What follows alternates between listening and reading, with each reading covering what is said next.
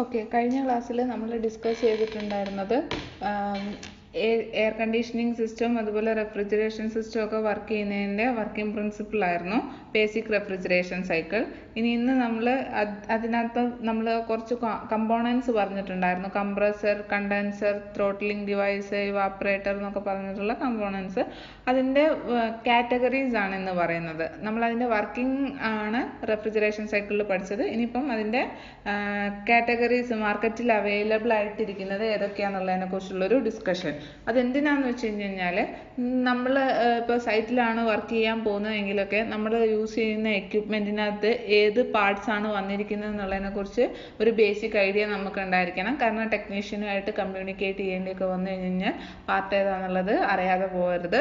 പിന്നെ സൈറ്റിൽ നിൽക്കുമ്പം ഓഫീസിലോ അല്ലെങ്കിൽ ഡിസൈൻ എഞ്ചിനീയറുടെ അടുത്തോ അല്ലെങ്കിൽ അതുപോലെയുള്ള ആളുകളുടെ അടുത്തായിരിക്കില്ല കസ്റ്റമർ ആണെങ്കിലും ടെക്നീഷ്യൻ ആണെങ്കിലും ഇൻറ്ററാക്ട് ചെയ്യുന്നത്. സോ അതുകൊണ്ട് നമുക്ക് നമ്മൾ യൂസ് ചെയ്യുന്ന എക്യുപ്മെൻറ്റ്സിനെ കുറിച്ച് ഒരു ബേസിക് അല്ലെങ്കിൽ ഒരു ഓവർവ്യൂ എപ്പോഴും ഉണ്ടായിരിക്കണം. അപ്പോൾ അതുകൊണ്ട് ജസ്റ്റ് ഏതൊക്കെ ടൈപ്പ് കമ്പോണൻസ് ഉണ്ട് എന്നുള്ളതിനെ കുറിച്ച് നമുക്കൊരു ഓവർവ്യൂ നടത്താം. ഓക്കെ, അപ്പം ഇതിൽ നമ്മൾ മെയിൻലി ഡീൽ ചെയ്യുന്നതെന്ന് പറഞ്ഞു കഴിഞ്ഞാൽ ഈ പറയുന്ന കമ്പോണൻസിനെ കുറിച്ചും അത് നമ്മുടെ റെഫ്രിജറേഷൻ സൈക്കിളിൽ എങ്ങനെയാണ് ഫങ്ഷൻ ചെയ്യുന്നത് എന്നുള്ളതിനെ കുറിച്ചുമാണ്. അപ്പം ഒന്നുകൂടെ ഞാൻ റിപ്പീറ്റ് ചെയ്യുന്നു. മെയിൻ കമ്പോണൻറ്റ് നമുക്കുള്ളത് compressor, condenser, expansion valve, evaporator. നേരത്തെ കണ്ടിരുന്നത് എക്സ്പാൻഷൻ വാൽവിൻ്റെ വേറൊരു പേരാണ് ത്രോട്ട്ലിംഗ് ഡിവൈസ്. അപ്പം ത്രോട്ട്ലിംഗ് ഡിവൈസ് എന്നും കൂടെ ഈ പറയുന്ന എക്സ്പാൻഷൻ വാൽവിനെ പറയും. ഓക്കെ, അപ്പോൾ ഇതിനകത്ത് നമ്മൾ ആദ്യം ഡിസ്കസ് ചെയ്യാൻ പോകുന്നത് കംപ്രസറാണ് ഇതിൻ്റെ മെയിൻ പാർട്ട് എന്ന് പറയുന്നത്. കംപ്രസറിനകത്താണ് നമ്മൾ ഗ്യാസ് ഫില്ല് ചെയ്യുന്നത്. ഗ്യാസ് എന്ന് പറയുന്നത് റെഫ്രിജറൻ്റ് ആണ്. ഇപ്പോൾ കംപ്രസർ ഫങ്ഷൻ ചെയ്ത് തുടങ്ങിയാലേ നമുക്ക് ഹീറ്റിംഗ് ആണെങ്കിലും കൂളിംഗ് ആണെങ്കിലും ഒക്കെ പർപ്പസ് കിട്ടുള്ളൂ. റെഫ്രിജറൻറ്റിന് ആളാണ് പമ്പ് ചെയ്യുന്നത്. അപ്പോൾ കംപ്രസറിനകത്ത് എന്താ നടക്കുന്നത്? റെഫ്രിജറൻറ്റിനെ കംപ്രസ് ചെയ്യാണ് അല്ലേ. അപ്പോൾ ഇവാപ്പറേറ്ററിൽ നിന്ന് വരുന്ന ഹൈ ടെമ്പറേച്ചർ ലോ പ്രഷർ ആയിട്ട് വരുന്ന റെഫ്രിജറൻറ്റ് കംപ്രസറിൽ എൻ്റർ ചെയ്യുന്നു. അപ്പോൾ ഇവാപ്പറേറ്ററിൽ നിന്ന് കംപ്രസറിലേക്ക് വരുന്ന ആ ഒരു പൈപ്പ് ലൈനിനെ നമ്മൾ സക്ഷൻ ലൈൻ എന്ന് പറയും. സക്ഷൻ ലൈനിലൂടെ വരുന്നത് ഹൈ ടെമ്പറേച്ചർ ലോ പ്രഷർ. ഈ രണ്ട് കണ്ടീഷനും അറ്റ്മോസ്ഫിയർ ടെമ്പറേച്ചറിനെ കമ്പയർ ചെയ്തുകൊണ്ടാണ് നമ്മൾ പറയുന്നത് കേട്ടോ. അപ്പം ആ ഒരു കണ്ടീഷനിലുള്ളത് ഈ പറയുന്ന കംപ്രസറിൽ വന്ന് കയറുമ്പോൾ കംപ്രസർ അതിനെ കംപ്രസ് ചെയ്യും. കംപ്രസ് ചെയ്യുന്നത് എങ്ങനെയാണെന്നുള്ളതിൻ്റെ ബേസിലാണ് കംപ്രസറിൻ്റെ കാറ്റഗറി പറയുന്നത്. ഓക്കെ, കംപ്രസ് ചെയ്ത് കഴിഞ്ഞാൽ വോളിയം കുറയും. അത് കാരണം പ്രഷർ കൂടും. പ്രഷറിന് ഡയറക്റ്റ്ലി പ്രൊപ്പോർഷണൽ ആണ് ടെമ്പറേച്ചർ. സോ ടെമ്പറേച്ചറും ഇൻക്രീസ് ആവും. അത് കാരണം നമ്മുടെ റെഫ്രിജറൻറ്റ് സൂപ്പർ ഹീറ്റഡ് വേപ്പർ ആയിട്ടായിരിക്കും കണ്ടൻസറിലേക്ക് ഔട്ട് ചെയ്യുന്നത്. ഓക്കെ, അപ്പോൾ ഈ കംപ്രഷൻ എങ്ങനെ നടത്തുന്നു എന്നുള്ളതിൻ്റെ ബേസിലാണ് ഈ പറയുന്ന 5 കാറ്റഗറിയും വരുന്നത്. മെയിൻലി 5 കാറ്റഗറി ഏതൊക്കെയാണെന്ന് ചോദിച്ചു കഴിഞ്ഞാൽ റെസിപ്രോക്കേറ്റിംഗ് ടൈപ്പ് ഉണ്ട്, സ്ക്രോൾ ടൈപ്പ് ഉണ്ട്, സ്ക്രൂ ടൈപ്പ് ഉണ്ട്, റോട്ടറി ടൈപ്പ് ഉണ്ട്, സെൻട്രിഫ്യൂഗൽ ടൈപ്പ് ഉണ്ട്. അപ്പോൾ ഇതെല്ലാം നമ്മുടെ എ സിയുടെ കപ്പാസിറ്റി അനുസരിച്ചാണ് ഏത് എവിടെ പ്ലേസ് ചെയ്യണം എന്നുള്ളത് ഡിസൈഡ് ചെയ്യുന്നത്. അത് മാനുഫാക്ചറിങ് സൈഡ് ഡിസൈനിനെ ബേസ് ചെയ്തുകൊണ്ടിട്ടുള്ള കാര്യമാണ്. നമുക്ക് മാർക്കറ്റിൽ ഒരു ഔട്ട്ഡോർ യൂണിറ്റ് മേടിക്കാൻ കിട്ടിക്കഴിഞ്ഞാൽ അത് എത്ര കപ്പാസിറ്റിയുടെ ഔട്ട്ഡോർ യൂണിറ്റ് ആണ്, അപ്പോൾ അതിനകത്തൊരു കംപ്രസർ കാണും. അത് ഇതിനകത്ത് ഏത് കംപ്രസറാണെന്നുള്ളതൊന്ന് ഐഡൻറ്റിഫൈ ചെയ്യാൻ അറിയണം. ഇത്രയെങ്കിലും ബേസിക്കലി അറിയണം. അതിന് വേണ്ടിയിട്ടാണ് ഈ ഒരു കാറ്റഗറി നമ്മൾ പരിചയപ്പെടുന്നത്. ഓക്കെ, അപ്പോൾ ഇതിനകത്ത് ആദ്യം വരുന്നത് റെസിപ്രോക്കേറ്റിംഗ് ആണ്. റെസിപ്രോക്കേറ്റിംഗ് എന്ന് പറയുമ്പോൾ തന്നെ നമുക്ക് അതിൻ്റെ ഒരു ഫംഗ്ഷൻ നമ്മളെ ഈ എഞ്ചിനീയറിംഗ് ലൈഫിൽ നിന്ന് അറിയാൻ പറ്റും. ഒരു ടു ആൻഡ് ഫ്രോ മോഷൻ ആയിരിക്കും അല്ലേ. പിസ്റ്റൻ്റെ ടു ആൻഡ് ഫ്രോ മോഷൻ നടക്കുമ്പോൾ, അപ്പോൾ അത് ഈ പിസ്റ്റൺ മൂവ് ചെയ്യുമ്പോൾ എവിടെയാണോ വോളിയം കുറയുന്നത് ആ സിലിണ്ടറിനകത്തേക്ക് ഈ ലീനിയർ മോഷൻ ത്രൂ എവിടെ വോളിയം കുറയുന്നു അപ്പം അവിടെ വെച്ചിട്ട് എന്ത് ചെയ്യുന്നു, റെഫ്രിജറൻറ്റ് കംപ്രസ് ആവുകയാണ്. എക്സാമ്പിൾ പറയുകയാണെങ്കിൽ ഇപ്പോൾ ഈ ഒരു ഫിഗർ നോക്കുക. പിസ്റ്റൺ അപ്വേർഡ് മൂവ് ചെയ്യുമ്പം അവിടെ വോളിയം കുറയുവാണ്. അപ്പോൾ ആ റീജിയനിൽ വെച്ചിട്ട് എന്താണ് കംപ്രഷൻ നടക്കുകയാണ്. ആ കംപ്രഷൻ നടന്നിട്ടുള്ളതാണ് എന്ത് ചെയ്യുന്നത്, ഡിസ്ചാർജ് പൈപ്പിലൂടെ ഔട്ട് ചെയ്യുന്നത്. അത് നേരെ കണ്ടൻസറിലേക്ക് പോകും. ദെൻ നെക്സ്റ്റ് സ്റ്റേജിന് പിസ്റ്റൺ താഴോട്ട് വരുമ്പോൾ റെഫ്രിജറൻറ്റ് സക്ഷൻ പൈപ്പിലൂടെ റെഫ്രിജറൻറ്റ് ഇൻ ആവും. അതിനെ വീണ്ടും പിസ്റ്റൺ മൂവ് ചെയ്തിട്ട് എന്ത് ചെയ്യുന്നു, വീണ്ടും അതിൻ്റെ പ്രഷർ, അത് വോളിയം കുറച്ച് പ്രഷർ ഇൻക്രീസ് ചെയ്തിട്ട് ഡിസ്ചാർജ് പൈപ്പിലൂടെ ഔട്ട് ചെയ്യിപ്പിക്കുകയാണ് ചെയ്യുന്നത്. ഈ രീതിയിലാണ് നമ്മുടെ ഈ പറയുന്ന റെസിപ്രോക്കേറ്റിംഗ് കംപ്രസർ വർക്ക് ചെയ്യുന്നത്. ഈ റെസിപ്രോക്കേറ്റിംഗ് കംപ്രസർ അല്ലാതെ അടുത്ത കാറ്റഗറിയാണ് എന്ത്, റോട്ടറി കംപ്രസർ. ചെറിയ യൂണിറ്റ്, ചെറിയ കപ്പാസിറ്റി മെഷീനറീസിലാണ് ഈ ഒരു കാറ്റഗറി കാണുന്നത്. അപ്പം റോട്ടറി കംപ്രസറും 2 ടൈപ്പ് ഉണ്ട്, പിസ്റ്റൺ ടൈപ്പും ഉണ്ട്, വെയിൻ ടൈപ്പും ഉണ്ട്. അപ്പം ഇതിൻ്റെ ഫംഗ്ഷൻ എങ്ങനെയാണെന്ന് വെച്ച് കഴിഞ്ഞാൽ റൊട്ടേറ്റിംഗ് പാർട്ടാണ്. അപ്പം ഈ ഒരു കംപ്രസറിൻ്റെ ഉള്ളിൽ ഇതുപോലെ ഒരു സിലിണ്ടർ കാണും, അതിനുള്ളിൽ ഒരു റോട്ടർ ഷാഫ്റ്റ് കാണും, ഒരു റോളർ കാണും, ഒരു ബ്ലേഡ് കാണും, പിന്നെ അതിൻ്റെ സക്ഷൻ പോർട്ടും ഡിസ്ചാർജ് പോർട്ടും ഇതിനകത്ത് കാണാൻ പറ്റുന്നില്ല. അപ്പം ഇതിലെങ്ങനെ നടക്കുന്നതെന്ന് വെച്ച് കഴിഞ്ഞാൽ ഈ റോളർ ഇല്ലേ, റോളർ ഇതിപ്പോൾ വെയിൻ ടൈപ്പിൻ്റെ ഫിഗറാണ്. ഈ റോളർ കിടന്ന് റൊട്ടേറ്റ് ചെയ്യുമ്പം അതിൽ 4 പൊസിഷൻസ് കാണിച്ചിട്ടുണ്ട്. അപ്പം ഇത് സിലിണ്ടറുമായിട്ട് കോണ്ടാക്ട് വരുന്ന റീജിയൻ കാണാലോ, അത് 4 ഫിഗറിലായിട്ടും കാണാൻ പറ്റും. അപ്പോൾ കോണ്ടാക്ട് വരുന്ന ആ റീജിയനിൽ അവിടെ എന്താ സംഭവിക്കുന്നത്, വോളിയം കുറവാണ്. ബാക്കി ആ വൈറ്റ് സ്പേസ് എന്താണ്, വോളിയം ഉള്ളത്. അപ്പോൾ അവിടെ റെഫ്രിജറൻറ്റിന് ഒക്കുപ്പൈ ചെയ്യാൻ പറ്റും. പക്ഷേ സിലിണ്ടറിനോട് ക്ലോസ് ആയിട്ട് നിൽക്കുന്ന ഭാഗത്ത് റെഫ്രിജറൻറ്റ് കൺജസ്റ്റഡ് ആയിട്ടായിരിക്കും നിൽക്കുന്നത്. അപ്പോൾ ആ ഒരു റീജിയനിൽ വെച്ചിട്ടാണ് അതിൻ്റെ കംപ്രഷൻ നടക്കുന്നത്. അപ്പോൾ ആ ഒരു മൂവ്മെൻറ്റ് കിട്ടാൻ വേണ്ടിയിട്ടാണ് റോളറിൻ്റെ റൊട്ടേഷൻ ഈ ഒരു രീതിയിൽ അറേഞ്ച് ചെയ്ത് വെച്ചിരിക്കുന്നത്. ഇങ്ങനൊരു മോഷൻ ത്രൂ കംപ്രഷൻ നടത്തിയിട്ടാണ് റോട്ടറി കംപ്രസർ വർക്ക് ചെയ്യുന്നത്. പിസ്റ്റൺ ആണെങ്കിൽ ഈ ഒരു പാറ്റേണിലാണ് അതിൻ്റെ മൂവ്മെൻറ്റ് വരിക. ഇതേപോലെ അലൈൻമെൻറ്റ് ഇങ്ങനെ മാറി മാറിയിട്ടായിരിക്കും വരുന്നത്.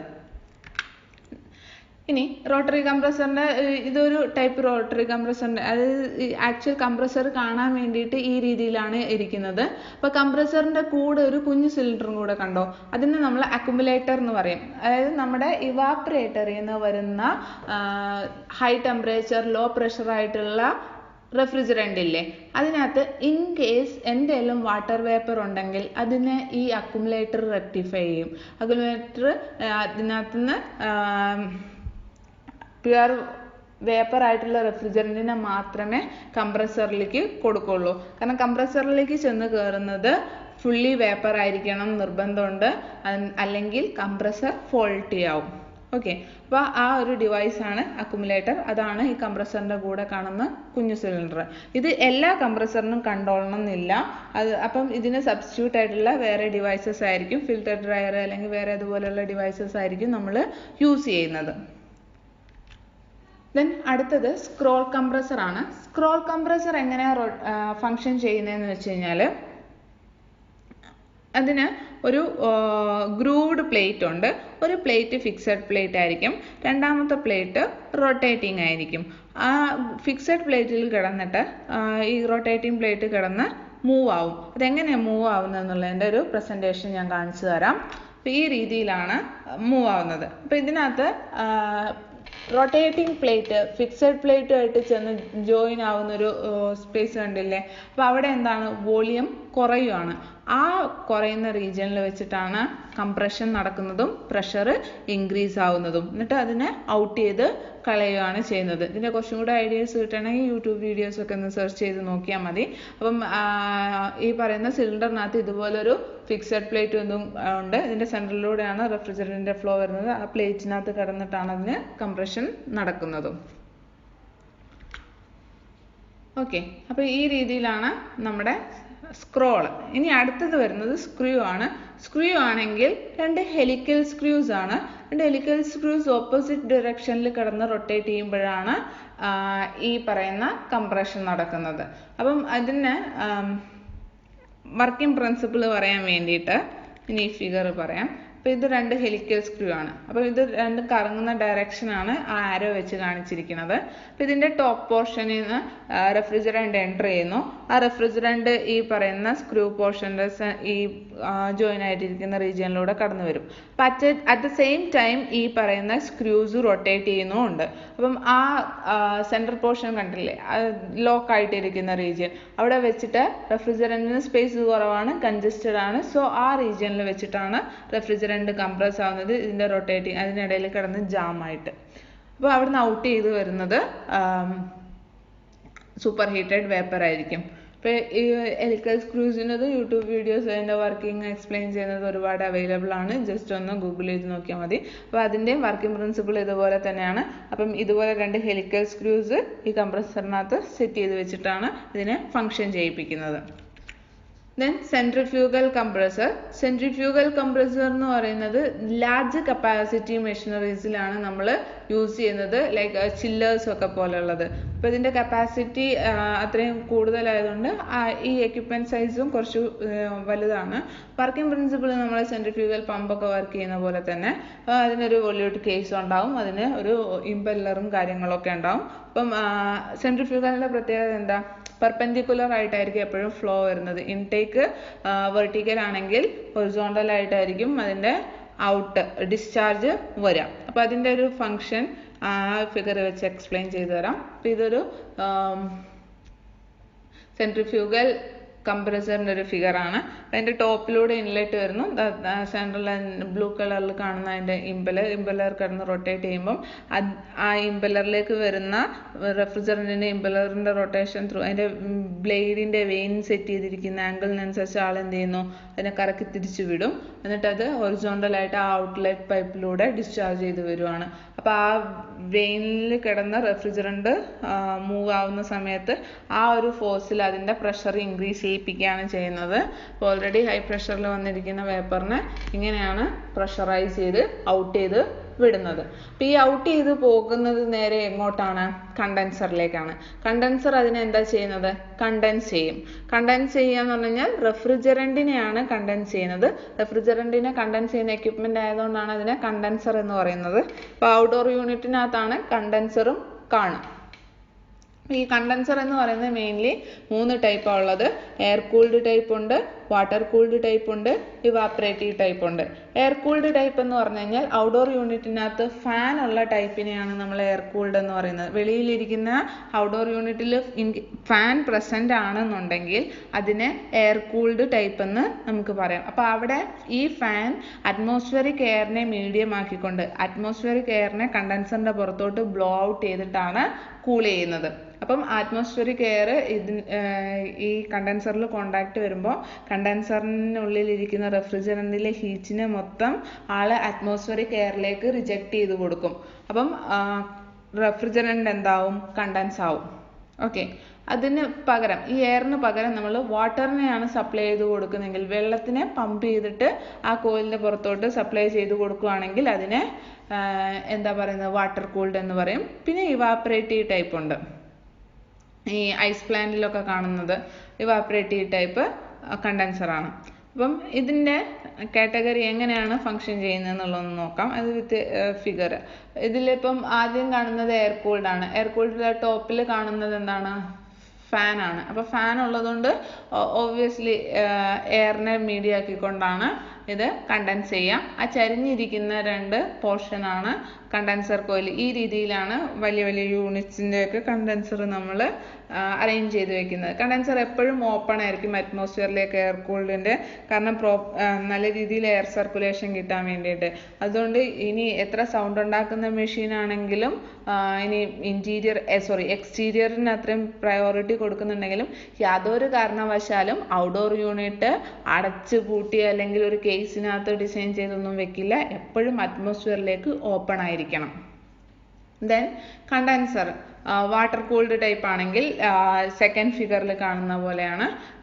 അത് ആ ഗ്രീൻ കളറിൽ കാണുന്നത് അതിൻ്റെ ഷെല്ലാണ്. ഷെല്ലിനകത്ത് ട്യൂബ്സ് അറേഞ്ച് ചെയ്തിരിക്കുന്നതാണ്, കോപ്പർ ട്യൂബ്സ്. അപ്പോൾ ഇതിനെ ഷെൽ ആൻഡ് കോയിൽ ടൈപ്പ് എന്ന് പറയും. കോയിലാണ് ആ കാണുന്നത്.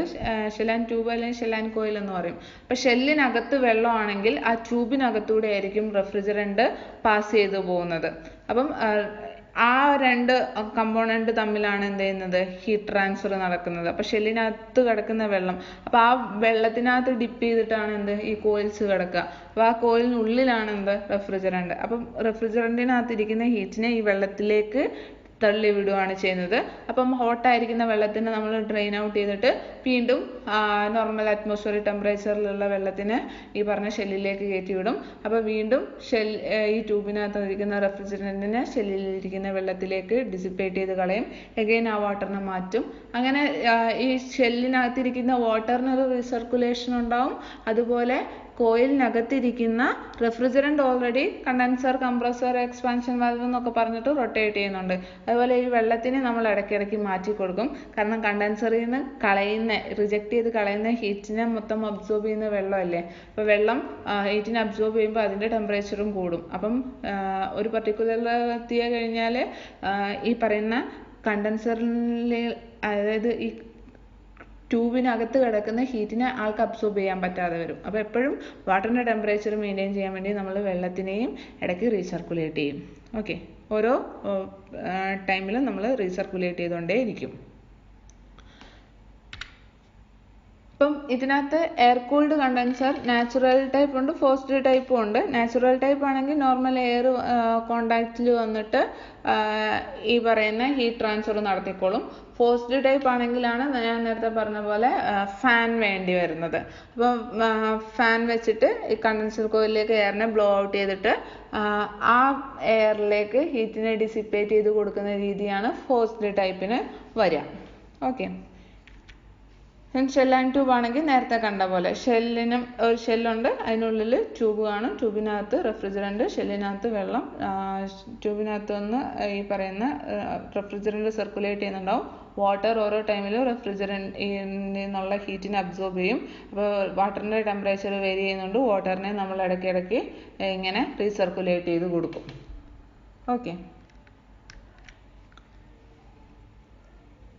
പിന്നെ ഷെൽ ആൻഡ് ട്യൂബ് പോലെ തന്നെ അടുത്തൊരു കാറ്റഗറിയാണ് ട്യൂബിൻ ട്യൂബ്. ട്യൂബിൻ ട്യൂബ് എന്ന് പറഞ്ഞാൽ ഒരു പൈപ്പിനകത്ത് അതിലും ഡയ കുറഞ്ഞ് വേറൊരു പൈപ്പ് സെറ്റ് ചെയ്ത് കൊടുക്കും. അപ്പോൾ ഉള്ളിലുള്ള പൈപ്പിൽ റെഫ്രിജറൻറ്റും വെളിയിലുള്ള പൈപ്പിൽ വാട്ടറും ആയിരിക്കും. ഇപ്പോൾ ഷെൽ ആൻഡ് കോയിൽ പറഞ്ഞ പോലെ തന്നെ, പക്ഷേ ഷെല്ലിനകത്ത് ഒരുപാട് കോപ്പർ പൈപ്പ് കണ്ടില്ലേ, അതിന് പകരം ജസ്റ്റ് ഒരു പൈപ്പ് മാത്രം കാണും. അപ്പോൾ ആ രീതിയിൽ ചെയ്തെടുക്കാറുണ്ട്. അപ്പം അത് നമ്മൾ ഡബിൾ പൈപ്പ് ടൈപ്പ് എന്നും പറയും, ട്യൂബിൻ ട്യൂബ് എന്നും പറയും.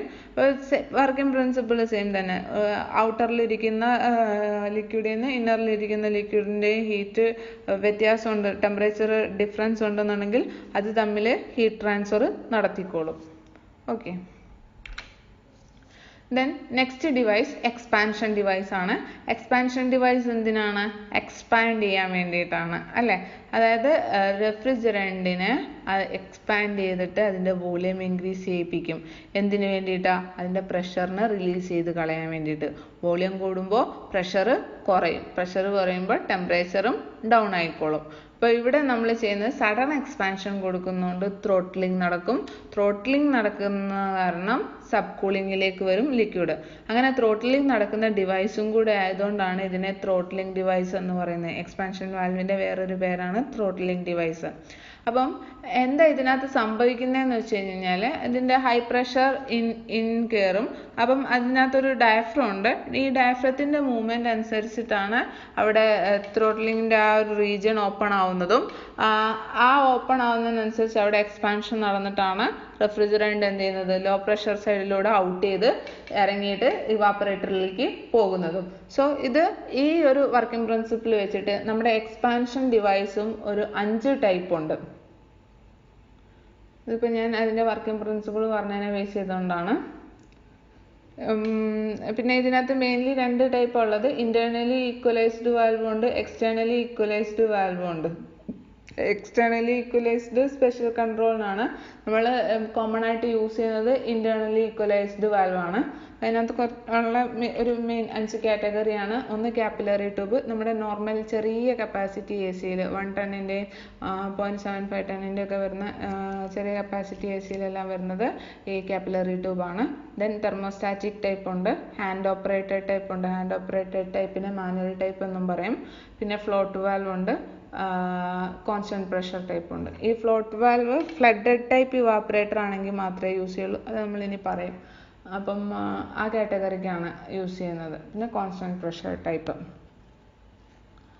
ഇപ്പം ഇതിനകത്ത് കാപ്പിലറി ട്യൂബ് എന്ന് പറയുന്നത് ട്യൂബാണ്. ട്യൂബ് ഇങ്ങനെ കോയിൽ പോലെ ചുറ്റി വെച്ചിരിക്കുന്നതാണ്. അതിൻ്റെ രണ്ട് എൻഡിലുമായിട്ട് ഇച്ചിരി ഡയ കൂടിയ ഒരു പൈപ്പ് സെക്ഷൻ ഉണ്ടാവും. പിന്നെ ഇതിനെ നമ്മൾ കണക്ട് ചെയ്യുന്നത് ഫ്ലെയറിംഗ് നെറ്റ് ഇട്ടിട്ടാണ്. അങ്ങനെ അപ്പം ഇതിൻ്റെ ഫങ്ഷൻ എന്താണെന്ന് വെച്ച് കഴിഞ്ഞാൽ, അല്ലെങ്കിൽ ഇതിൻ്റെ വർക്കിംഗ് പ്രിൻസിപ്പിൾ എന്താണെന്ന് വെച്ച് കഴിഞ്ഞാൽ ഫിഗർ വെച്ചിട്ട് കാണിച്ചു തരാം. അപ്പം ഈ ഒരു സെക്ഷനാണ്. അപ്പം ഇതിനകത്ത് ഒരു സൈഡിലൂടെ റെഫ്രിജറൻ്റ് എൻ്റർ ചെയ്യും. അപ്പോൾ എൻ്റർ ചെയ്യുന്ന റീജിയനിലുള്ള പൈപ്പിൻ്റെ സെഗ്മെൻറ്റ് ഇച്ചിരി സൈസ് കൂടിയതല്ലേ, അപ്പോൾ അവിടെ വെച്ചിട്ടാണ് എക്സ്പാൻഷൻ നടക്കുന്നത്.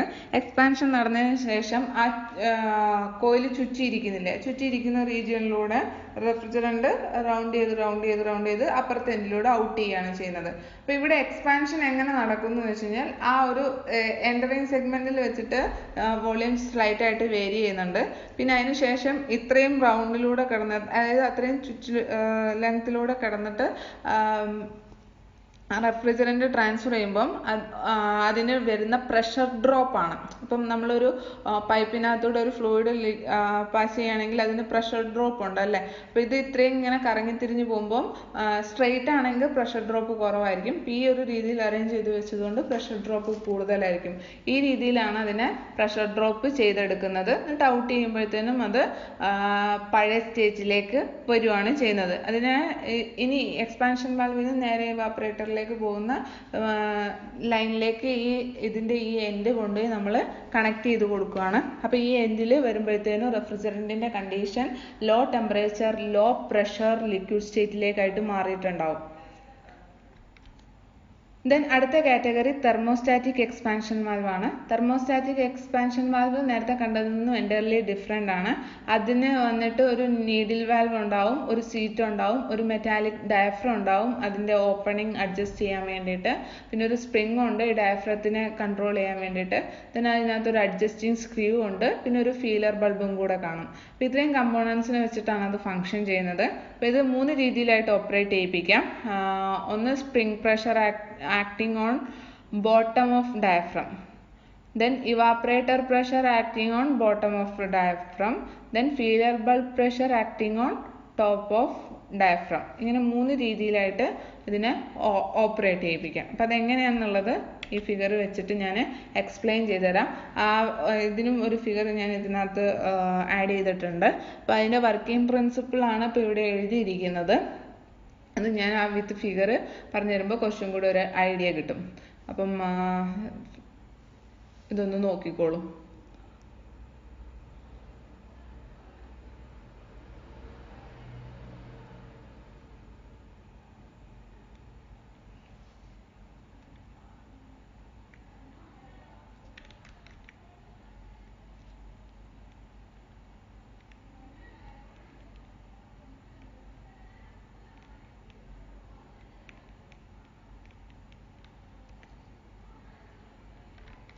ഓക്കെ, അപ്പോൾ ഇതാണ് തെർമോസ്റ്റാറ്റിക് എക്സ്പാൻഷൻ വാൽവിൻ്റെ ഫിഗർ. അപ്പോൾ ഇവിടെ ഞാൻ സൈഡിൽ കൊടുത്തിരിക്കുന്ന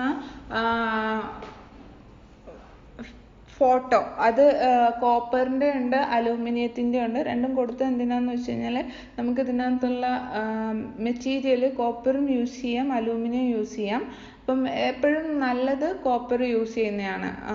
അലൂമിനിയം മെയിൻ്റനൻസ് ഒത്തിരി കൂടുതലുള്ളതാണ്, പക്ഷെ പ്രൈസ് വളരെ കുറവായിരിക്കും, ചീപ്പ് കോസ്റ്റ് ആയിരിക്കും. പക്ഷേ കുറച്ച് കഴിഞ്ഞ് കഴിഞ്ഞാൽ ഇതിൻ്റെ പുറത്തൊരു ബ്ലാക്ക് കോട്ടിങ് വരും, പിന്നെ അത് കഴിഞ്ഞ് കഴിഞ്ഞാൽ അത് നശിക്കും. അപ്പം നമ്മൾ ഇടയ്ക്കിടയ്ക്ക് മാറ്റി കൊടുക്കേണ്ടി വരും. അപ്പോൾ അതാണ് മെയിൻ്റനൻസ് കൂടുതലാന്ന് പറയുന്നത്. കോപ്പർ ആണെങ്കിൽ റേറ്റ് ഇച്ചിരി കൂടി കഴിഞ്ഞാലും നല്ലതാണ് പ്രോഡക്റ്റ്, കുറച്ച് ലൈഫുണ്ട്. അപ്പം എപ്പോഴും കോപ്പർ പ്രോഡക്ട്സ് ചൂസ് ചെയ്യാൻ ശ്രദ്ധിക്കുക. ഇപ്പോൾ ഇവാപ്പറേറ്റർ കോയിലൊക്കെ ആണെങ്കിലും കോയിൽസൊക്കെ ആണെങ്കിലും നമുക്ക് അലൂമിനിയം അവൈലബിൾ ആണ്. അലൂമിനിയത്തിന് റേറ്റ് കുറവാന്ന് പറഞ്ഞിട്ട് കാര്യമില്ല. കൂളിംഗ് പെട്ടെന്ന് അച്ചീവ് ചെയ്യുകയും ചെയ്യും അലൂമിനിയം. പക്ഷേ അതിൽ ആ ഒരു ബെനിഫിറ്റിൻ്റെ പുറത്ത് നമുക്ക് എപ്പോഴും നല്ലത് കോപ്പറാണ്. ഇതിനി എങ്ങനെ വർക്ക് ചെയ്യുന്നതെന്നുള്ളത് നോക്കാം. ഇപ്പം നേരത്തെ കാപ്പിലറി ട്യൂബ് കണ്ട പോലെ തന്നെ ഒരു കോപ്പറിൻ്റെ ചുറ്റി വെച്ചിരിക്കുന്ന ഒരു സെക്ഷൻ ഇതിനും ഉണ്ട്. അതുകൂടാതെ നെട്ടും ഇതൊക്കെയുള്ള ഒരു സെഗ്മെൻ്റ് ഉണ്ട്, മെറ്റൽ പാർട്ട്. അതുകൂടാതെ പിന്നെ ഏതാണ്ട് അതിൻ്റെ എൻഡിൽ ഒരു ബൾബ് പോലത്തെ ഒരു സെഗ്മെൻ്റ് ഉണ്ട്. അതിനെയാണ് നമ്മൾ ഫീലർ ബൾബ് എന്ന് പറയുന്നത്. ഇനി ആ വരച്ചിരിക്കുന്ന ഫിഗറിലേക്ക് നോക്കുക. ഫിഗറിനകത്ത് ഇവാപ്പറേറ്റർ കോയിൽ കണ്ടില്ലേ? അപ്പം ഇവാപ്പറേറ്റർ കോയിലിലേക്ക് വന്ന് കയറുന്ന ഒരു സെഗ്മെന്റ് ഉണ്ട്. ഇപ്പം അതിന്റെ സൈഡിൽ കാണിച്ചിരിക്കുന്ന ഡയഫ്രം ഇന്റേണൽ ഇക്വലൈസർ എന്നൊക്കെ പറഞ്ഞു കൊടുത്തിരിക്കുന്നത് നമ്മുടെ ഈ പറയുന്ന എക്സ്പാൻഷൻ വാൽവാണ്. എക്സ്പാൻഷൻ വാൽവിൽ നിന്ന് ഔട്ട് ചെയ്യുന്ന ലിക്വിഡ് റെഫ്രിജറന്റ് ഉണ്ടല്ലോ, അതിനെ നമ്മൾ ഇവാപ്പറേറ്ററിന്റെ ഒരു പോർട്ടിലേക്ക് കണക്ട് ചെയ്തിട്ടുണ്ടാവും. അത് ഈ ഇവാപ്പറേറ്ററിലൂടെ സർക്കുലേറ്റ് ചെയ്യുന്നു. സർക്കുലേറ്റ് ചെയ്യുന്ന സമയത്ത് എയറുമായിട്ട് കോണ്ടാക്ട് വരുന്നുണ്ട്. എയർ എന്ത് ചെയ്യുന്നുണ്ട്, എയറുമായിട്ട് അതിന് ഹീറ്റ് ട്രാൻസ്ഫർ നടക്കുന്നുണ്ട്. അപ്പം എയർ തണുത്തിട്ട് വെളിയിലോട്ട് വരികയും ചെയ്യും. എയറിനകത്തുള്ള ഹീറ്റിനെ അബ്സോർബ് ചെയ്തിട്ട് ഇയാൾ എന്താവുന്നുണ്ട്, വേപ്പർ ആവുന്നുണ്ട്. ഈ വേപ്പറായിട്ട് ഔട്ട് ചെയ്യുന്നത് നേരെ എങ്ങോട്ടാണ് പോകുന്നത്, കംപ്രസറിലേക്കാണ്. ആ കംപ്രസറിലേക്ക് പോകുന്ന ലൈനെയാണ് നമ്മൾ സക്ഷൻ ലൈൻ എന്ന് പറയുന്നത്. അപ്പം ഇവാപ്പറേറ്ററിന്റെ കോയിലിന്റെ അറേഞ്ച്മെന്റ് കണ്ടിട്ടുണ്ടായിരുന്നല്ലോ, സിക്സാഗ്, അത് ഒരുപാട് റോ ആയിട്ടാണ് സെറ്റ് ചെയ്തിരിക്കുന്നത്. അതിന്റെ എൻഡ് പോർഷനിൽ നമ്മൾ ഈ പറയുന്ന എക്സ്പാൻഷൻ വാൽവിന്റെ ഫീലർ ബൾബ്, അതായത് അതിന്റെ എൻഡ് പോർഷനിലേക്ക്, അതായത് സക്ഷൻ ലൈൻ കണക്ട് ചെയ്യുന്ന ആ റീജിയനിലേക്ക് നമ്മൾ കൊണ്ടുവന്ന് സെറ്റ് ചെയ്യും. അപ്പം ഈ പറയുന്ന ഫീലർ ബൾബും ആ കോപ്പർ ട്യൂബ് ചുറ്റി വെച്ചിരിക്കുന്ന റീജിയനും കണ്ടില്ലേ, ഇതിനുള്ളിലും റെഫ്രിജറന്റ് ഉണ്ട്. ഓക്കെ, അപ്പം നമ്മുടെ ഇവാപ്പറേറ്ററിനകത്ത് എന്ത് ചേഞ്ച് നടന്നു കഴിഞ്ഞാലും ആ ഫീലർ ബൾബിന് അത് സെൻസ് ചെയ്യാൻ പറ്റും. ഇവാപ്പറേറ്ററിൽ ഹീറ്റ് കൂടി കഴിഞ്ഞ് കഴിഞ്ഞാൽ ഒബ്വിയസ്ലി ഫീലർ ബൾബിനകത്തുള്ള റെഫ്രിജറന്റിനും അത് ഫീൽ ആവും. റെഫ്രിജറന്റിനും ആ ഒരു സെയിം എഫക്റ്റ്, അവിടെ ഹീറ്റ് ട്രാൻസ്ഫറോ പ്രഷർ ട്രാൻസ്ഫറോ നടക്കും. അപ്പം എന്താ സംഭവിക്കുന്നത് വെച്ച് കഴിഞ്ഞാൽ ഇവാപ്പറേറ്ററിന്റെ ലോഡ് എങ്ങനെയാണോ അതിനനുസരിച്ചിട്ട് ഈ ഫീലർ ബൾബ് അതിനെ സെൻസ് ചെയ്യും.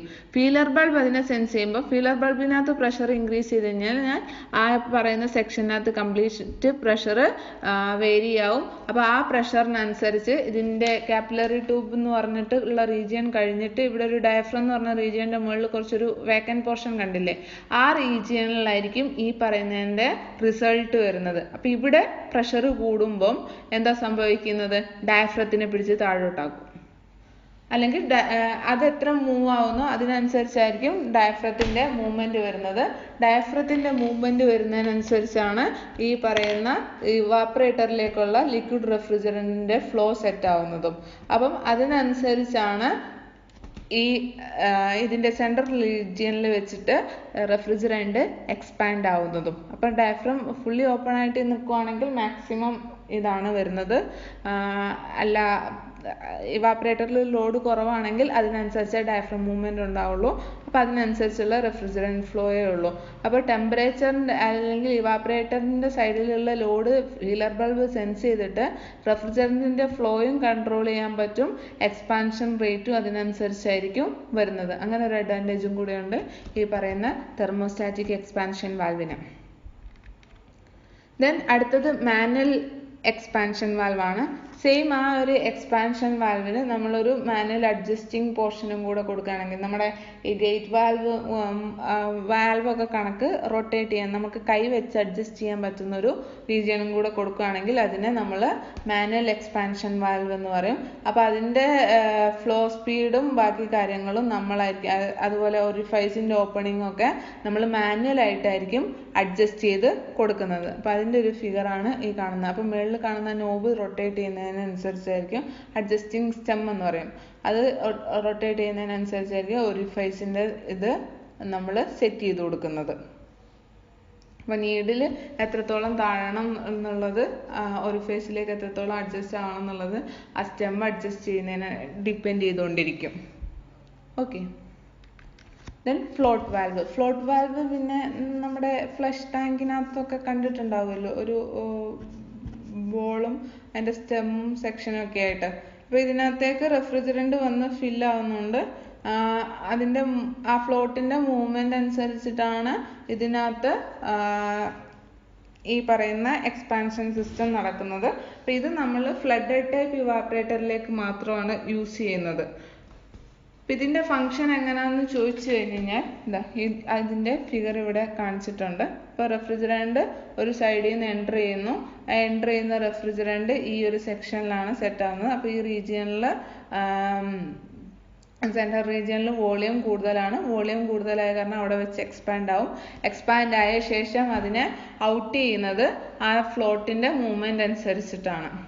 അപ്പോൾ അത് എത്രത്തോളം മൂവ് ആണെന്നുള്ള അവിടെ അപ്ലൈ ആവുന്ന പ്രഷറിനനുസരിച്ചിട്ട് ഈ നീഡിൽ ഇവിടുന്ന് മാറുകയും അതിനനുസരിച്ചിട്ട് റെഫ്രിജറൻറ്റ് ഔട്ട് ചെയ്ത് ഇവാപ്പറേറ്ററിലേക്ക് ചെല്ലുകയും ചെയ്യും. Okay. Then constant pressure expansion valve ഉണ്ട്, അല്ലെങ്കിൽ ഓട്ടോമാറ്റിക് എക്സ്പാൻഷൻ വാൽവ് എന്ന് പറയും. അപ്പോൾ അതിനകത്ത് അതിനുള്ളിലുള്ള പ്രഷർ എപ്പോഴും ഇവാപ്പറേറ്ററിൻ്റെ ആ പ്രഷർ എപ്പോഴും കോൺസ്റ്റന്റ് ആയിട്ട് കീപ്പ് ചെയ്യുന്നത് കൊണ്ടാണ് നമ്മൾ അതിനെ കോൺസ്റ്റന്റ് പ്രഷർ എക്സ്പാൻഷൻ വാൽവ് എന്ന് പറയുന്നത്. അപ്പോൾ ഇവാപ്പറേറ്ററിൻ്റെ ഉള്ളിൽ എപ്പോഴും ആ ഒരു പ്രഷർ മെയിൻറ്റെയിൻഡ് ആയിരിക്കും.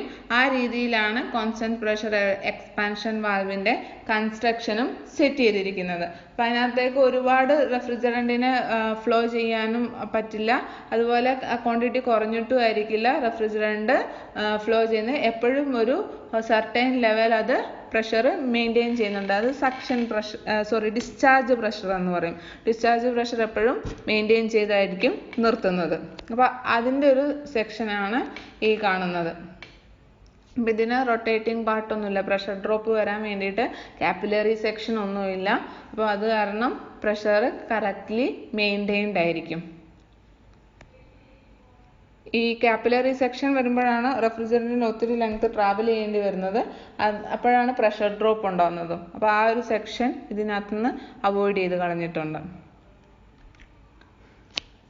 ദെൻ ഇവാപ്പറേറ്റർ എന്ന് പറയുന്നത് നമ്മുടെ ഇൻഡോർ യൂണിറ്റിനകത്ത് വരുന്ന പാർട്ടാണ്. അപ്പോൾ ഈ എക്സ്പാൻഷൻ വാൽവിൽ നിന്ന് ഔട്ട് ചെയ്ത് ഇറങ്ങുന്ന ലൈൻ അവിടുന്ന് കണക്ട് ചെയ്തിട്ട് നമ്മൾ ഇവാപ്പറേറ്ററിൻ്റെ ഒരു എൻഡിൽ കൊണ്ടുവന്ന് കണക്ട് ചെയ്യും. അപ്പോൾ ഇവാപ്പറേറ്ററിനെയും എക്സ്പാൻഷൻ വാൽവിനെയും തമ്മിൽ കണക്ട് ചെയ്യുന്ന ലൈനെ നമ്മൾ ഡിസ്ചാർജ് ലൈൻ എന്ന് പറയും. അപ്പോൾ ഡിസ്ചാർജ് ലൈനിൽ റെഫ്രിജറൻറ്റിൻ്റെ കണ്ടീഷൻ എന്താണ്?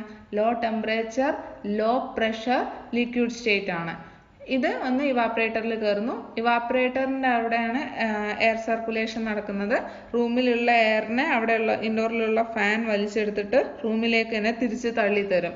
അപ്പോൾ റൂമിലുള്ള എയറിനെ സക്ക് ചെയ്ത് റൂമിലേക്ക് ബ്ലോ ഔട്ട് ചെയ്യുന്ന സമയത്ത് ഈ ഇവാപ്പറേറ്ററിൻ്റെ മുകളിലൂടെയാണ് തള്ളുന്നത്. അപ്പം ഈ എയറും ഇവാപ്പറേറ്ററും തമ്മിലൊരു കോണ്ടാക്ട് വരുന്ന സമയത്താണ് ഹീറ്റ് ട്രാൻസ്ഫർ നടക്കുന്നത്. അപ്പോൾ എയറിനെക്കാട്ടിലും വളരെ താഴ്ന്ന ടെമ്പറേച്ചറിലും പ്രഷറിലുമാണ് റെഫ്രിജറൻറ്റ് എൻ്റർ ആവുന്നത്. സോ അവിടെ ഹീറ്റ് ട്രാൻസ്ഫർ നടക്കാനുള്ള പോസിബിലിറ്റി ഉണ്ട്. അപ്പം എയറിനകത്തുള്ള ഹീറ്റിനെ ഈ ഇവാപ്പറേറ്ററിനകത്തുള്ള റെഫ്രിജറൻറ്റ് അബ്സോർബ് ചെയ്യും. അത് കാരണം എയർ കൂളാവുകയാണ് ചെയ്യുന്നത്. അപ്പോൾ ഈ ഇവാപ്പറേറ്റർ പല ടൈപ്പ് ഉണ്ട്, ഓൾമോസ്റ്റ് ഒരു 6 ടൈപ്പ് ഉണ്ട്. Finned type evaporator, bare type evaporator, plate surface, shell and tube, double pipe, shell and coil. അപ്പം ഇതിനകത്ത് ബെയർ ടൈപ്പിന് ഫിൻസ് വെച്ച് കൊടുത്തു കഴിഞ്ഞാൽ അതിനെ ഫിൻഡ് ടൈപ്പ് എന്ന് പറയും. ഓക്കെ. അപ്പോൾ അത് എന്തൊക്കെയാണ് ഇതിൻ്റെ പരിപാടി എന്നുള്ളത് നമുക്ക് ഡിസ്കസ് ചെയ്യാം. ആദ്യം നമ്മുടെ കോമൺ ആയിട്ട് എല്ലായിടത്തും കാണുന്ന ടൈപ്പ് ഇവാപ്പറേറ്റർ ആണ് ഫിൻഡ് ടൈപ്പ് ഇവാപ്പറേറ്റർ എന്ന് പറയുന്നത്. അതായത് കോയിലിനെ ഇതുപോലെ സിക്സാഗ് ആയിട്ട്, അതായത് റോ വൈസ് ആയിട്ട് അറേഞ്ച് ചെയ്തിട്ടുണ്ടാവും. അതിൻ്റെ പുറത്ത് ഫിൻസ് വെച്ചിട്ടുണ്ടാവും ഹീറ്റ് റിജക്ഷന് വേണ്ടിയിട്ട്. അപ്പം ഈ കോയിലിനകത്ത് ഒരു സൈഡിലൂടെ റെഫ്രിജറൻറ്റ് എൻ്റർ ചെയ്യും, ഒരു സൈഡിലൂടെ റെഫ്രിജറൻറ്റ് ഔട്ട് ചെയ്യുകയും ചെയ്യും. ഓക്കെ. അപ്പോൾ ഈ കാണുന്നതാണ് ഫിൻഡ് ടൈപ്പ് ഇവാപ്പറേറ്റർ. അപ്പോൾ ഇത് കുറച്ചും കൂടെ എഫക്റ്റീവ് ആണ്, കാരണം ഫിൻസും കൂടെ ഉള്ളതുകൊണ്ട് ഇതിൻ്റെ ഈ ട്രാൻസ്ഫർ റേറ്റ് കുറച്ചും കൂടെ എഫക്റ്റീവ് ആണ്. ഈ ഫിൻസ് ഇല്ല എന്നുണ്ടെങ്കിൽ അതിനെ നമ്മൾ പെയർ ടൈപ്പ് എന്ന് പറയും. then അടുത്തത് പ്ലേറ്റ് സർഫസ് ടൈപ്പ് ആണ്, അല്ലെങ്കിൽ പ്ലേറ്റ് ടൈപ്പ് എന്ന് പറയും. അപ്പം ഇതിനകത്ത് ചെയ്യുന്ന എന്താണെന്ന് വെച്ച് കഴിഞ്ഞാൽ ആ ഫിൻഡ് ടൈപ്പ് പോലെ നമ്മൾ കോപ്പർ ട്യൂബിനെ റോ വൈസ് ആയിട്ട് സെറ്റ് ചെയ്തിരിക്കുന്നതിന് പകരം നമ്മൾ പ്ലേറ്റ്സിൽ ഗ്രൂസ് കട്ട് ചെയ്തിട്ട് അതേപോലെ റോസ് സെറ്റ് ചെയ്ത് കൊടുക്കും. ഗ്രൂ ആണ് ആ റോ ആയിട്ട് സെറ്റ് ആവുന്നത്. എന്നിട്ട് പ്ലേറ്റിൻ്റെ എൻഡിൽ 4 ഹോൾസ് ഉണ്ടാവും. ഒരു പ്ലേറ്റിൻ്റെ ടോപ്പ് എൻഡിലും ബോട്ടം എൻഡിലും ആയിട്ട് 2 വെച്ച് 4 ഹോൾസ് ഉണ്ടാവും. ഇങ്ങനെ ഇതുപോലെ നമ്പർ ഓഫ് പ്ലേറ്റ്സ് നമ്മൾ സെറ്റ് ചെയ്തിട്ടുണ്ടാവും. അതെല്ലാം അടുക്കി അടുക്കി വെച്ചിരിക്കുക ഈ ഫിഗറിൽ കാണുന്ന പോലെ. അപ്പം ഒരു സെഗ്മെന്റിലൂടെ നമ്മൾ റെഫ്രിജറന്റിനെ കയറ്റി വിടും, അടുത്ത സെഗ്മെന്റിലൂടെ നമ്മൾ ലിക്വിഡിനെ കയറ്റി വിടും. ഈ റെഫ്രിജറന്റിന് ഹീറ്റ് ട്രാൻസ്ഫർ നടത്താനുള്ള ലിക്വിഡ്, അത് വാട്ടർ ആകാം അല്ലെങ്കിൽ എയർ, എന്ത് മീഡിയം വേണമെങ്കിലും നമുക്ക് ഹീറ്റ് ട്രാൻസ്ഫർ നടത്താൻ വേണ്ടിയിട്ടുള്ള. അപ്പം ഇതിനകത്ത് സംഭവിക്കുന്നത് വെച്ച് കഴിഞ്ഞാൽ ഓരോ ഓൾട്ടർനേറ്റീവ് ലെയറിലൂടെ ആയിരിക്കും റെഫ്രിജറന്റ് ഫ്ലോ ആവുന്നത്. മറ്റതിലൂടെ നമുക്ക് കൂൾ ചെയ്യാനുള്ള ലിക്വിഡ് ആയിരിക്കും മൂവ് ആവുന്നത്. അപ്പം ഇത് നമ്മൾ സെക്കൻഡറി ഒക്കെ ആയിട്ടാണ് പ്ലേറ്റ് ഇവാപ്പറേറ്ററിന് അധികം യൂസ് ചെയ്യാറുള്ളത്. അപ്പം നമുക്ക് ഓൾറെഡി സെറ്റ് ചെയ്ത് വന്നിരിക്കുന്ന ഒരു ടെമ്പറേച്ചറിന് വീണ്ടും അതിനെ വേരി ചെയ്യിക്കണമെങ്കിലാണ് നമ്മൾ പ്ലേറ്റ് ഹീറ്റ് എക്സ്ചേഞ്ചറിന് അധികം ഡിപ്പെൻഡ് ചെയ്യാറില്ല, എക്സ്റ്റേണൽ ഹീറ്റ് എക്സ്ചേഞ്ചർ ആയിട്ട്. അപ്പം പിന്നെ ഇതിൻ്റെ അധികം ആപ്ലിക്കേഷൻ വരുന്നത് ഡൊമസ്റ്റിക് റെഫ്രിജറേഷനകത്താണ്. എ സിനെക്കാട്ടിലും കൂടുതൽ ഡൊമസ്റ്റിക് റെഫ്രിജറേഷനകത്താണ് ഇതിൻ്റെ ഒരു ആപ്ലിക്കേഷൻ കൂടുതലായിട്ടും കണ്ടുവരുന്നതും. then അടുത്തത് shell and tube type evaporator. Shell and tube ടൈപ്പിൽ രണ്ട് കാറ്റഗറി ഉണ്ട്, ഡ്രൈ എക്സ്പാൻഷൻ ടൈപ്പും ഉണ്ട്, ഫ്ലഡഡ് ടൈപ്പും ഉണ്ട്. അപ്പം ഇത് ബേസിക്കലി സെൻട്രലൈസ്ഡ് യൂണിറ്റ്സിലാണ് യൂസ് ചെയ്യുന്നത്. ചെറിയ യൂണിറ്റ്സിലൊന്നും ഇത് കാണില്ല, ചില്ലറൊക്കെ പോലെയുള്ള യൂണിറ്റ്സിലാണ് ഇതിനെ അധികവും പ്ലേസ് ചെയ്യുന്നത്. അപ്പം ഇത് നമ്മൾ കണ്ടൻസർ പറഞ്ഞില്ലേ, അതിൻ്റെ സെയിം വർക്കിംഗ് പ്രിൻസിപ്പിൾ തന്നെയാണ് ഇതിൻ്റെതും വരുന്നത്. ഡ്രൈ എക്സ്പാൻഷൻ ടൈപ്പ് ആണെന്നുണ്ടെങ്കിൽ ഇതിനകത്ത് പറയുന്നുണ്ട് എങ്ങനെയാണ്, refrigerant flows along the tube side and the fluid to be chilled flows along the shell side. അതായത് ട്യൂബിനകത്ത് റെഫ്രിജറന്റും ഷെല്ലിനകത്ത് വാട്ടർ ആയിരിക്കും, ചിൽഡ് വാട്ടറും ആയിരിക്കും. ആ രീതിയിലാണെങ്കിൽ അതിനെ ഡ്രൈ എക്സ്പാൻഷൻ ടൈപ്പ് എന്ന് പറയും. അത് നേരെ തിരിച്ചാണെങ്കിൽ അതിനെ ഫ്ലഡഡ് ടൈപ്പ് എന്ന് പറയും. അതായത്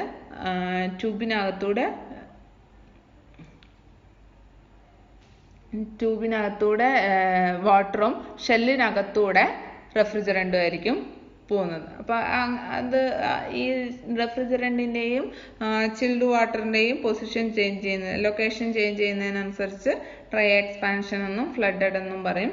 ഫ്ലഡഡ് ആണെങ്കിലാണ് നമ്മൾ ഫ്ലോട്ട് വാൽവ് യൂസ് ചെയ്യുന്നത് എക്സ്പാൻഷൻ വാൽവായിട്ട് കേട്ടോ. അപ്പം അതിൻ്റെ ഫിഗറാണ് ഈ കാണുന്നത്. അപ്പോൾ മേളിൽ അതിൻ്റെ ഫ്രണ്ട് വ്യൂവും അതിൻ്റെ സെക്ഷൻ വ്യൂവും കാണാം. അപ്പോൾ ഷെല്ലാണ്, ഷെല്ലിനകത്ത് നമ്പർ ഓഫ് ട്യൂബ്സ് അറേഞ്ച് ചെയ്ത് വെച്ചിരിക്കുകയാണ്. വാട്ടർ ഇൻടേക്കും വാട്ടർ ഔട്ട് ചെയ്യുന്ന, ഡിസ്ചാർജ് ചെയ്യുന്ന പോർട്ടും കാണിച്ചിട്ടുണ്ട്. ലിക്വിഡ് ഇന്നും ലിക്വിഡ് ഔട്ടും ചെയ്യാനുള്ള പോർഷനും കാണിച്ചിട്ടുണ്ട്. അപ്പോൾ ഇത് താഴെ എടുക്കുകയാണെങ്കിൽ ആദ്യം കാണുന്നത് ഡയറക്റ്റ് എക്സ്പാൻഷൻ ഇവാപ്പറേറ്ററിൻ്റെ ആണ്. അപ്പം ഡയറക്റ്റ് എക്സ്പാൻഷൻ ഇവാപ്പറേറ്റർ ആണെന്നുണ്ടെങ്കിൽ എന്താണ്, ട്യൂബിനകത്ത് റെഫ്രിജറന്റും അതിൻ്റെ വെളിയിൽ വെള്ളമാണ്. ഫ്ലഡഡ് ആണെങ്കിലോ ട്യൂബിനകത്ത് വെള്ളവും പുറത്ത് റെഫ്രിജറന്റും ആയിരിക്കും.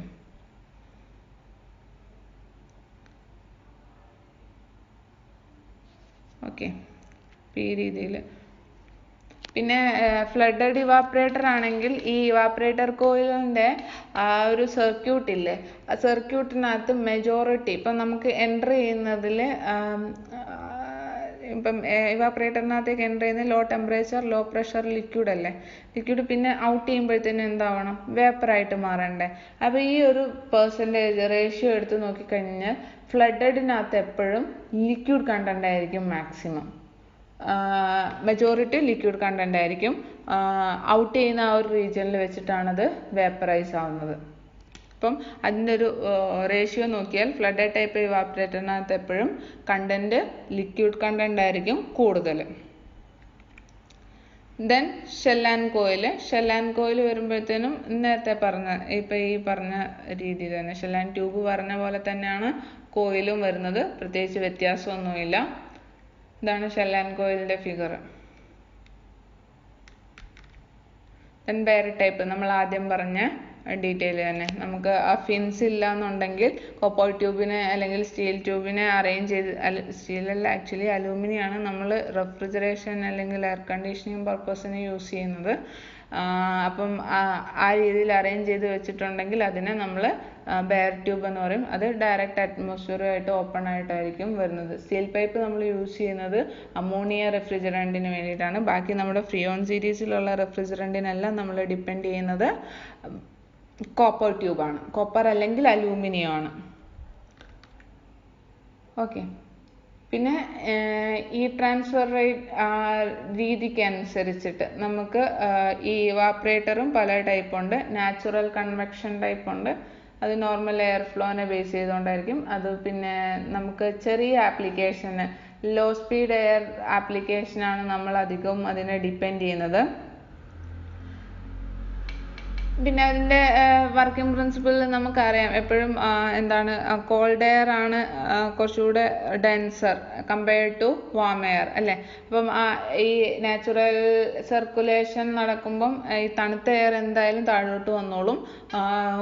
റൂമിനകത്ത് നമ്മൾ കൺസ്യൂം ചെയ്തിരിക്കുന്ന ഹോട്ടായിരിക്കുന്ന എയർ എന്തായാലും പൊങ്ങി ഇവാപ്പറേറ്ററിൻ്റെ സൈഡിലേക്ക് വന്നോളും എന്നുള്ളൊരു രീതിയിൽ നമുക്കതിനെ ഓപ്പറേറ്റ് ചെയ്യിക്കാം. അല്ലാതെ നമുക്ക് ഫോഴ്സ്ഡ് ബ്ലോവർ വെച്ചിട്ട് സക്ക് ചെയ്യിപ്പിച്ചെടുത്തിട്ട് എന്ത് ചെയ്യാം, അതിനെ കൂൾ ചെയ്യിപ്പിക്കാം. നമ്മളിപ്പോൾ യൂസ് ചെയ്യുന്നതെല്ലാം ഫോഴ്സ്ഡ്